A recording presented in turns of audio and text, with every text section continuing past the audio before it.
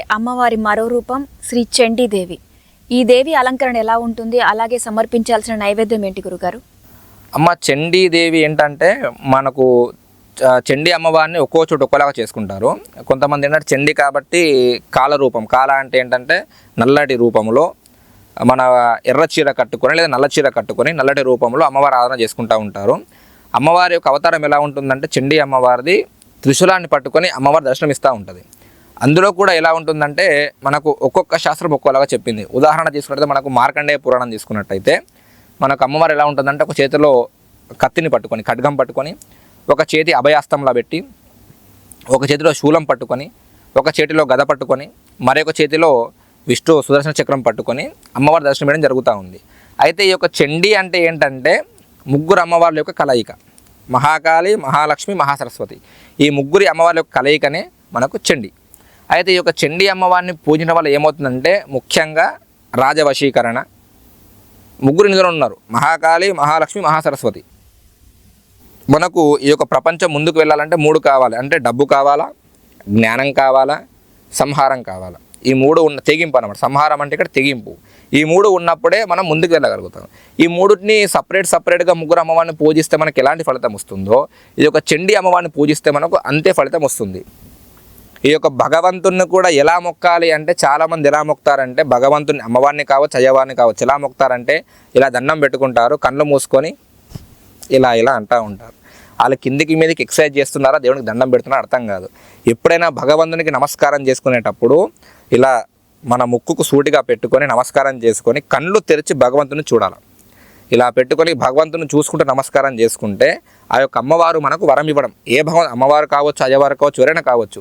ఇలా కిందికించి పైదాకా చూడాలి. మళ్ళీ ఎలాగంటే స్వామివారి యొక్క అమ్మవారి యొక్క భగవంతుడి యొక్క కాలు వేలు నుంచి తల వరకు ఇలా మంచిగా చూసుకుంటూ నమస్కారం పెట్టుకున్నట్టయితే ఆ యొక్క భగవంతుడి యొక్క అనుగ్రహం మన పైన కలుగుతుంది.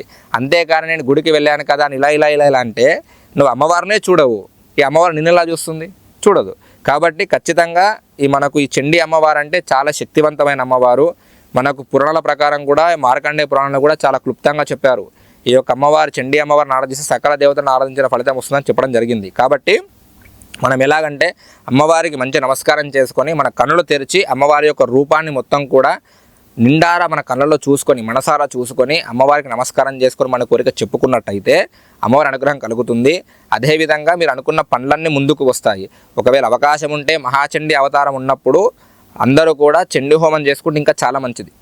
ప్రతి ఒక్కరు కూడా చండీ అమ్మవారి అవతారం ఉన్నప్పుడు లేదా ఈ నవరాత్రులు మొత్తం కూడా మీ మనసులో ఏమనుకుంటారంటే ఫస్ట్ ఒకసారి ఒక 3 సార్లు కానీ 5 సార్లు కానీ గణపతి మంత్రం స్మరణ చేసుకొని తరువాత ఓం ఐహిం హ్రీం క్లీం చాముండాయే విచ్చే అనే మంత్రాన్ని స్మరించుకున్నట్టయితే అధిక మొత్తం లాభం ఉంటుంది. ఇప్పుడు మీకు చెప్పినందుకు మా యొక్క అర్చకులు అందరూ తిట్టుకుంటారు, ముఖంగా చెప్పారు, ఇట్లా చెప్పకూడదని తిట్టుకుంటారు. కాకపోతే ఏంటంటే భగవంతుడి అనుగ్రహం అందరి మీద ఉండాలి, కేవలం మన పైననే కాదు అందరిపైన సమానంగా ఉండాలి. కాబట్టి లోక సంరక్షణార్థం, లోక కళ్యాణం కోసం ఈ మంత్రం మీ ద్వారా చెప్తున్నాను నేను.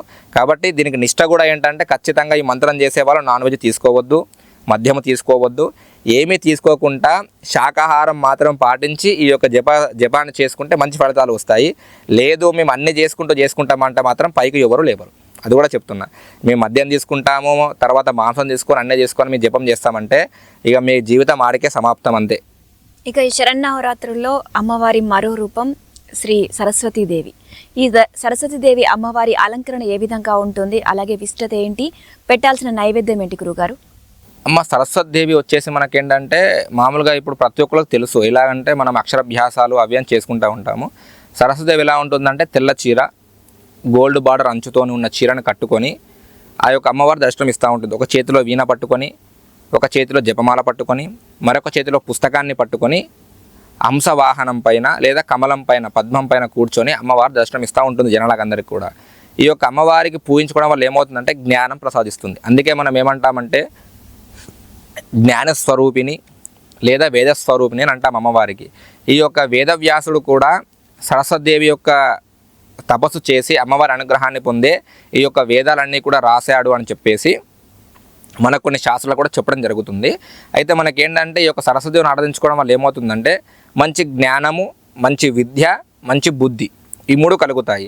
ముఖ్యంగా పెద్దవాళ్ళని కాదు, చిన్నపిల్లలు ఎవరైతే చదువుకునే పిల్లలు ఉంటారో ఈ మూల నక్షత్రం ఉన్న రోజు, ఈ నవరాత్రులలో మూల నక్షత్రం ఉన్న రోజు, సరస్వతి అలంకరణ ఉన్న రోజు ఏమిటంటే ప్రతి ఒక్కరు కూడా ఆ యొక్క అమ్మవారి దగ్గరికి తీసుకువెళ్ళి, మీ చిన్నపిల్లలను తీసుకువెళ్ళి ఒక పుస్తకము, ఒక పలక, ఒక బలపము, కొన్ని పెన్నులు తీసుకువెళ్ళి కొద్దిపాటిగా అక్కడ అక్షరాభ్యాసం చేయించుకుంటే మంచి ఫలితాలు ఉంటాయి.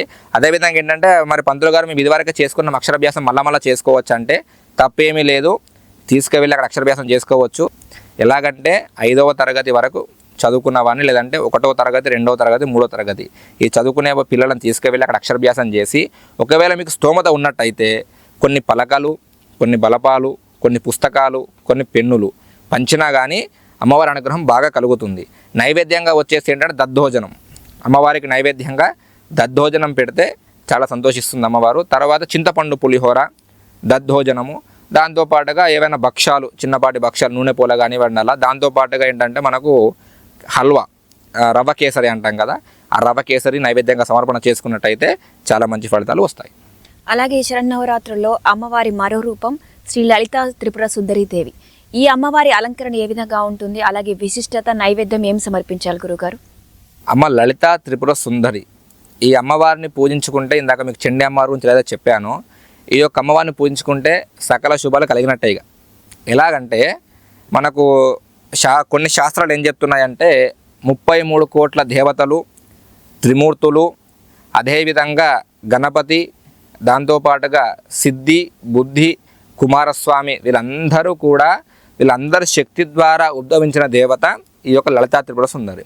అందుకే లలితా త్రిపుర సుందరి ఎలా ఉంటుందంటే ఒక్కొక్క చేతిలో ఒక్కొక్క ఆయుధం పట్టుకొని ఒక చెరుగడ పక్కన పెట్టుకొని అమ్మవారి దర్శనం ఇస్తూ ఉంటుంది. ఈ అమ్మవారికి మామూలుగా ఏంటంటే మరీ ఎరుపు కాకుండా కొద్దిపాటిగా ఎరుపు, మా లైట్ రెడ్, ఆ ఎరుపు రంగు చీర అమ్మవారికి చాలా ఇష్టంగా భావించి అమ్మవారికి ఒక చీరలు అలంకరిస్తారు. చెరుకు గడ ఖచ్చితంగా పెడతారు నవరాత్రులలో. దాంతోపాటుగా అమ్మవారికి నైవేద్యంగా వచ్చేసి ఏంటంటే మధురము, స్వీట్ చాలా ఇష్టం అమ్మవారికి. స్వీటు, అదేవిధంగా ఏంటంటే పరమాన్నము, బెల్లం పరమాన్నము, చక్కెర పరమాన్నం కాదు, బెల్లం పరమాన్నము, చక్కెర పొంగలి, ఇవి చేసి అమ్మవారికి నైవేద్యంగా నివేదన చేసుకొని అమ్మవారు ఆరాధిస్తూ ఉంటాం. ఈ లలితాదేవి ఎందుకంటే ముఖ్యంగా స్త్రీలు చాలా ఆరాధిస్తారు. మనకు ఒక దేవాలయానికి వెళ్ళిన అక్కడ కుంకుమార్చన చేసేటప్పుడు కూడా లలితా సహస్రనామాలు చెప్పుకుంటూ అదేవిధంగా లలితాదేవి ఆరాధన చేసుకుంటూ చేస్తారు. ఎందుకంటే ఈ యొక్క అమ్మవారిని పూజించడం వల్ల ఏమవుతుందంటే భర్త యొక్క ఆయుష్ పెరుగుతుంది, అదేవిధంగా భర్త క్షేమంగా ఉంటాడు. ఈ ఇంటిలో కూడా ఏవైతే చిన్నపాటి గొడవలు ఉంటాయో అవన్నీ కూడా దూరం అవుతూ ఉంటాయి. భార్యాభర్తల మధ్యలో ఒక అండర్స్టాండింగ్ వస్తుంది, అన్యోన్యత చేకూరుతుంది. అదేవిధంగా ఈ యొక్క అమ్మవారి కుంకుమార్చన చేయడం వల్ల, అమ్మవారి కుంకుమ అంటే చాలా ఇష్టం, కుంకుమార్చన చేయడం వల్ల ఏమవుతుందంటే అమ్మవారి అనుగ్రహం అధికంగా పొందుతాము. అందుకే వేరే యొక్క గుళ్ళల్లో కానివ్వండి, లేకపోతే నవరాత్రుల్లో కానివ్వండి ఏం చేస్తారంటే మనకు ఈ యొక్క అమ్మవారి ఆరాధన చేసేటప్పుడు లలితా త్రిపుర సుందరి దేవి యొక్క అవతారంలో ఉన్నప్పుడు సామూహికంగా కుంకుమార్చన కూడా చేస్తాం. ఎందుకంటే అమ్మవారి అనుగ్రహం అందరికీ దక్కాలి అని చెప్పేసి మనం సామూహికంగా కుంకుమార్చన చేసుకుంటూ అమ్మవారి ఆరాధన చేసుకుంటూ ఉంటాము. ఈ యొక్క అమ్మవారు ఏంటంటే లలితా త్రిపుర సుందరి ఏంటంటే శ్రీచక్రానికి కూడా అధిష్టాన దేవత అమ్మవారు. శ్రీచక్రానికి కూడా అధిష్టాన దేవతగా ఈ లలితా త్రిపుర సుందరి, అదేవిధంగా రాజరాజేశ్వరి దేవి ఇద్దరు కూడా ఉంటారు. ఈ లలితా త్రిపుర సుందరి కూడా శ్రీచక్రంలో ఒక భాగాన్ని, ముఖ్యమైన భాగాన్ని పోషిస్తుంది. కాబట్టి ఈ యొక్క అమ్మవారి ఆరాధన చేసుకుంటే కూడా సకల సుఖాలు కలిగి ఉన్నన్ని రోజులు కూడా సుమంగలిగా, ఐశ్వర్యవంతంగా, ఆరోగ్యంగా ఉంటారని చెప్పేసి మనకు శాస్త్రం చెప్తా ఉంది. కాబట్టి ఈ అమ్మవారిని మనం పూజించుకోవడం జరుగుతుంది.